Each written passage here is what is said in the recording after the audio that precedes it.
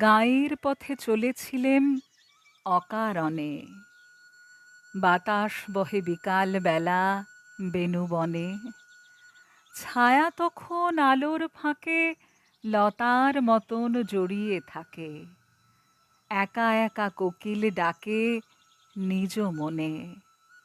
আমি কোথায় চলেছিলেম অকারণে।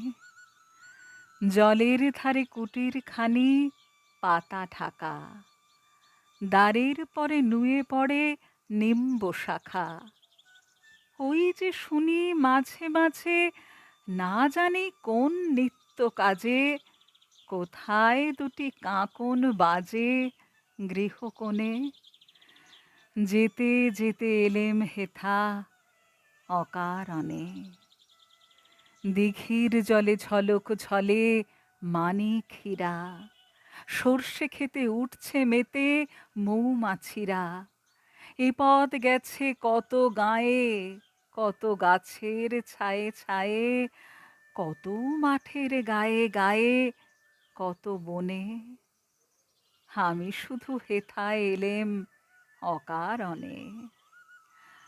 আরেক দিন সে ফাগুন মাসে বহু আগে চলেছিলেম এই পথে সেই মনে জাগে।